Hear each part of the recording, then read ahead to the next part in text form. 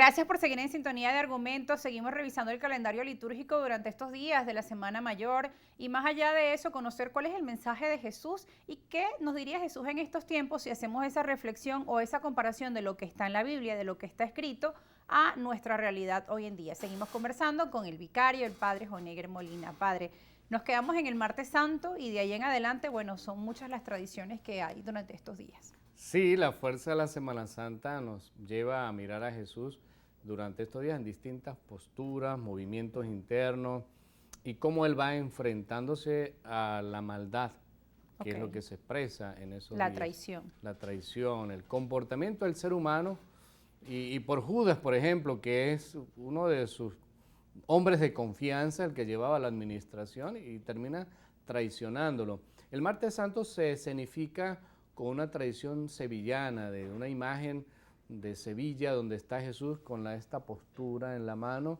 Es una imagen muy preciosa, donde está Jesús reflexionando sobre la humanidad y la capacidad de traicionar que tenemos, la infidelidad, la poca búsqueda y la poca gratificación para el Dios que nos ha dado la vida. Eso está en reflexión, se llama la humildad y paciencia, así se llama esa imagen. Igual que Jesús atado a la columna del lunes, es una imagen preciosa. Aquí en Venezuela tenemos una imagen colonial de Jesús atado a la columna, que es el día lunes, en Baruta. Y esta imagen no la he visto en Venezuela, más de la tradición sevillana, de Jesús en humildad y paciencia, en reflexión para el Martes Santo. Pero también está el Miércoles Santo, donde es ya la fuerza, digamos, visible de Jesús Nazareno, cargando con la cruz, digamos, como recorriendo las calles, los poblados del país y del mundo.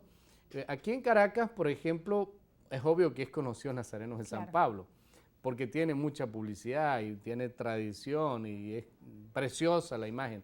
Pero y ríos de gente que salen a las calles y toda la historia que también conlleva, ¿no? Pero si nos vamos, Rosa, a cualquier parte de Venezuela, hay una imagen del Nazareno de San Pablo en cada iglesia, en cada capillita.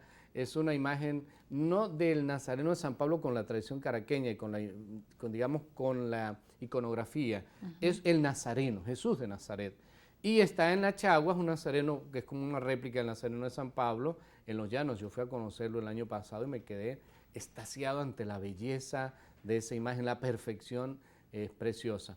Bueno, nosotros tenemos ese referente de Jesús que carga con la cruz como simbología que lleva los pecados, lleva el dolor, el sufrimiento de tanta gente que padece en los hospitales, en clínicas. Y que lo importante, padre, en medio de esto es el símbolo, porque durante estos días muchas veces también nos escriben algunas críticas, pero ¿por qué están adorando a la imagen, por ejemplo? Pero no se trata de esa imagen, sino de la representación, del significado y de la creencia, ¿no? También de la población. Y porque hay un principio básico en todo ser humano, nosotros necesitamos imágenes para relacionarnos, para comunicarnos, para representar lo que es trascendental. Todos sabemos qué es eso, que es una imagen de yeso, de madera. Mira, nadie tiene que recordárnoslo. Y sabemos que ahí no está Dios, pero que nos recuerda que eso fue lo que hizo Dios, que asumió el dolor humano y que se lo cargó sobre sus espaldas. Eso sí nos permite verlo. Y si no lo vemos, con la sola imaginación podemos pasar, digamos, desapercibido el momento. No lo aprendemos, no lo agarramos como debería ser. Por eso la imagen ayuda tanto.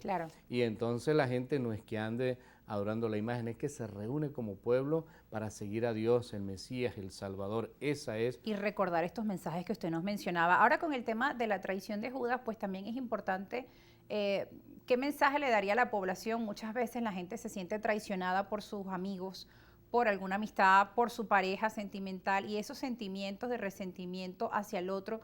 ¿Cómo lo interpreta Jesús y qué mensaje nos da ante estas situaciones que se pueden presentar?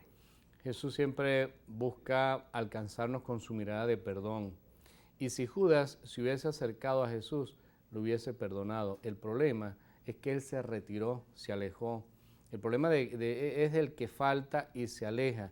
Y eso pasa y uno lo ve cuando alguien te hace una falta. Yo lo he visto con mis empleados a veces en la parroquia o en otras áreas. Cuando alguien te roba, él termina alejándose y termina hundiéndose más porque luego viene a pedir tu auxilio y ya tú no confías en ellos, aunque los perdones internamente, tú dices, ¿cómo te vuelvo a confiar si además de robarme te alejaste? Porque está bien que reflexione y diga, mira, perdóname, me llevé esto. Hice esto. Y uno lo perdona. Bueno, fíjate que el propio Pedro pasó por un momento también humano de debilidad. Pedro negó a Jesús y no solamente lo negó una vez, lo traicionó 3 veces. Entonces quizá la falta es mayor. ¿Cuál fue la intuición y la bendición de Pedro? Que siguió a Jesús entre la multitud, lo acompañó hasta el final, discretamente, avergonzado por lo que había hecho, lloró su pecado y Jesús lo alcanzó con su mirada y lo perdonó cuando iba con la cruz a cuestas. Pedro no se alejó de María, del grupo, él se mantuvo y fue perseverante hasta el final al lado del Maestro. Entonces, ahí nos habla de la reflexión y del perdón. ahí es donde está lo fundamental del ser humano, que todos podemos fallar, errar, pues somos humanos. Hay una fragilidad en nuestra piel, en nuestra carne, en nuestros propios sentimientos, pero que nos alejemos de la verdad, del misterio de Dios, que seamos nosotros tan cobardes para aislarnos y no reconocer su grandeza y no acercarnos con humildad y decir, mira, fallé, perdóname, ahí es donde se hunde y por eso Judas termina quitándose la vida. O sea, es más grave el retirarse de Jesús que el propio error o pecado de entregarlo. Lo fatal es irse de Dios, negar a Dios y negar su existencia y la posibilidad que Él tiene de recuperarnos a nosotros. Ese es el mensaje hermoso que nos comunica Jesús estos días.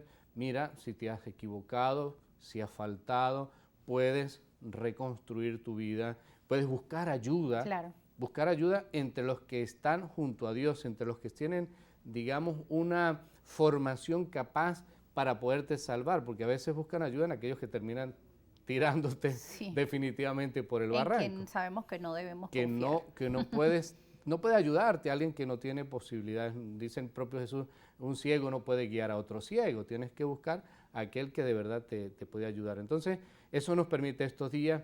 Y volviendo al día miércoles santo, bueno, allí está Jesús cargando con su cruz y pasamos a un día, digamos, externa y visiblemente muy significativo como es el jueves. El jueves, el lavatorio de los pies. Con el lavatorio de los pies. La última cena, son muchos elementos que está cargado de una gran simbología, sí, porque muy Jesús allí nos dice a nosotros, mira, si quieres ser grande, si quieres ser maestro, tienes que ser el más humilde, el servidor de todos.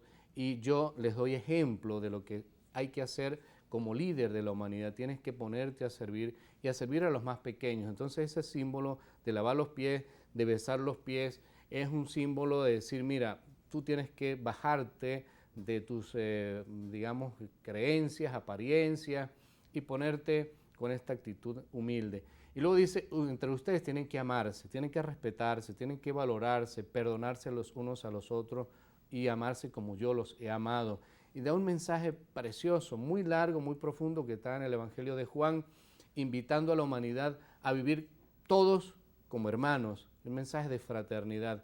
Y esa noche, en la última cena, Jesús instituye la Eucaristía. Dice, aquí está el cuerpo y aquí está el vino, es mi sangre y aquí está mi cuerpo. Hagan esto ustedes en el futuro en memoria mía.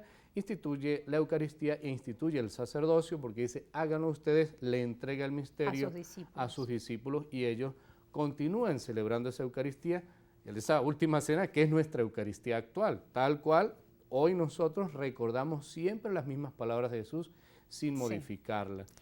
Y Padre, con esto, iba a decir que ya cerramos el día Viernes Santo justamente con la crucifixión de Cristo, la lectura de la Pasión nuevamente, la comunión en los templos, y la adoración de la cruz como un reconocimiento pues al misterio de Dios que se hace hombre y que da su vida por nuestra salvación en el madero, en la cruz. Padre, que quería comentarle que sobre esa reflexión y el símbolo que tiene el lavatorio de los pies, traerlo hoy a los líderes, no solo de nuestro país, los líderes del mundo, aquellas personas que ejercen liderazgo, así sea dentro de sus comunidades, con ese mensaje de humildad que nos da Jesús, porque sabemos que muchas veces el ser humano, usted lo mencionaba, comete errores y a veces en ese momento en que ascienden a cargos cada vez de mayor poder, entendemos que el poder también puede corromper si la persona sí lo acepta. Entonces, una de esas, digamos, lecciones es mantenerse humildes.